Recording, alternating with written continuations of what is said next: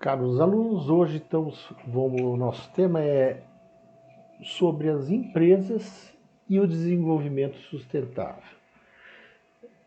Vou apresentar para vocês o conceito do triplo bottom line.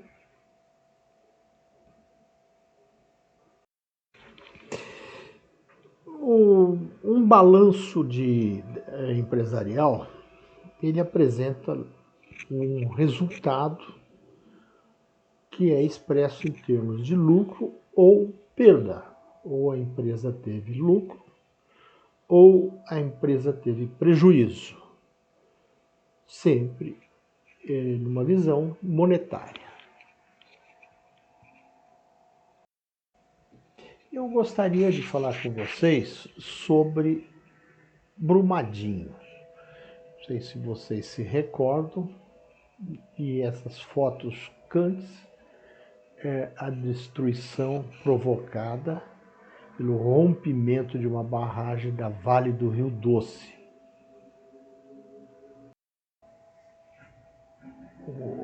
Ocorreu um rompimento de uma barragem de Brumadinho, né, há 2 anos atrás, e é o maior acidente de trabalho no Brasil em termos de perda de vidas humanas, segundo maior desastre industrial do século, foi um dos maiores desastres ambientais da mineração do país. Até então tinha sido o rompimento da barragem em Mariana, de empresa também vinculada à Vale do Rio Doce. A de Brumadinho é controlada pela Vale e era uma barragem de rejeitos denominada Barragem da Mina Córrego do Feijão. Acumulava rejeitos de uma mina de ferro e ficava no Ribeirão Ferro-Carvão, na região do Córrego do Feijão, no município de Brumadinho, estado de Minas Gerais. Foi trágico, né?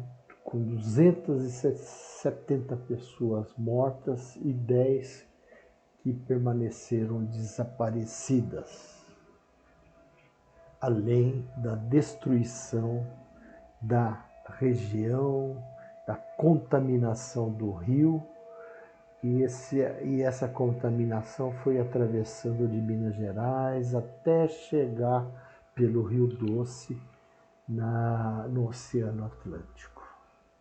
Prejuízo enorme para as comunidades ribeirinhas que viviam da pesca, para a lavoura, e, enfim, um desastre tremendo. O desastre ambiental e social de Brumadinho, portanto, onerou a sociedade civil e o governo. A população pagou com vidas, perda das suas moradias, da sua economia, e uma enormidade de danos materiais. E o Estado precisou gastar dinheiro do contribuinte para saúde, limpeza dos rios e vasculhar aquele material todo para encontrar os corpos desaparecidos. É diante de tragédias como essa que a perspectiva do triplo bottom line toma mais força. Além da algo maior do que apenas um lucro econômico apurado na contabilidade. As empresas são responsáveis ambientalmente e socialmente. Uma responsabilidade e com custos, pois o seu lucro foi gerado com este custo social que foi levado para toda a sociedade. e isto não é correto. Portanto, a perspectiva do triple bottom line, né, exige a responsabilidade da empresa para os stakeholders, isto é, todos os interessados no sucesso da empresa, ou pessoas que sejam influenciadas direta ou indiretamente pelas ações das empresas. E aí envolve os trabalhadores, a comunidade que hospeda a empresa, governo, bancos, fornecedores e todos que têm interesse de que a empresa tenha sucesso econômico, mas também que não traga encargos para a sociedade em termos de desastres ambientais e prejuízos como poluição de seus rios, do ar, que prejudiquem a saúde da população. Essa perspectiva vem a ir de encontro com o interesse dos acionistas. Eles esperam ter o maior retorno possível sobre os seus investimentos. Agora, a sociedade não quer custos e não ter retornos. Então, a empresa precisa ter esta perspectiva, e é isso que nós vamos falar de agora.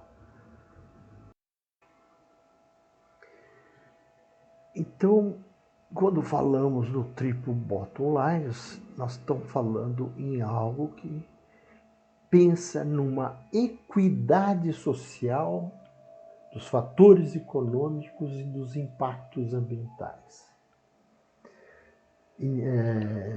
A frase, né, que ficou enigmática, isso nos idos do ano de 1994, a empresa tem que ter um foco nas pessoas, no planeta e no seu lucro.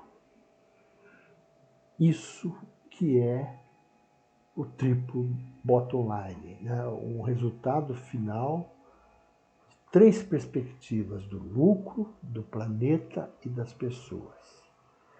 Essa frase também foi usada como título do Anglo, né? O primeiro relatório de sustentabilidade da companhia petrolífera holandesa Shell, isso já em 1997. Estamos falando então de pessoas, né? Uma equidade social, o capital humano do planeta.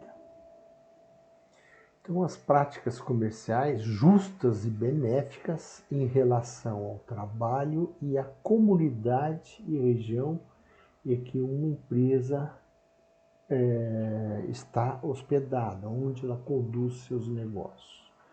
Portanto, uma empresa triple bottom line concebe uma estrutura social recíproca, na qual o bem-estar dos interesses corporativos, trabalhistas e das outras partes interessadas são interdependentes. Né? São diferentes, mas um depende do outro. O ideal é fornecer benefícios e não explorar ou colocar em risco a vida das pessoas. Não ao trabalho infantil é praticamente a ideia básica, uma das ideias básicas da triple bottom line. Né? E isso vai desde os seus fornecedores. Né? Não basta a empresa não utilizar de trabalho infantil ou trabalho análogo à escravidão. A empresa tem que ver se os seus fornecedores também têm esta mesma preocupação. Porque se a empresa não explora diretamente, né, mas se beneficia de uma empresa que faz exploração desta maneira, obviamente ela não está cumprindo o que a gente chama de equidade social. Os salários justos são fundamentais. Segurança no trabalho, né? E um horário de trabalho que o corpo humano vem a suportar e tem sido estabelecido atualmente em 8 horas semanais ou 8 horas diárias ou 44 horas semanais. Retribuir para a comunidade local, né? Normalmente as empresas demonstram esta retribuição participando de questões ligadas à saúde e educação, bem como também com eventos culturais e de outras naturezas, uma política de equidade social. Portanto, como vimos na transparência, no PowerPoint anterior, a empresa precisa das pessoas e vive para as pessoas. Né? E sem pessoas, talvez não existiriam empresas, porque a começar de que as pessoas são seus consumidores, né? Final. E também precisa que o planeta continue existindo. É a linha de fundo ambiental, né? Então, as práticas ambientais sustentáveis, despejar nos rios não os resíduos que venham a contaminar os rios, e sim tirar ou minimizar o impacto desses do que for despejado no rio, minimizar o impacto que possa causar. Comum o termo reduzir a pegada ecológica, né? Ora, quanto mais eficiente um processo de produção, menor o custo para produzir, porque vai consumir menos energia, recursos materiais e mão de obra, né?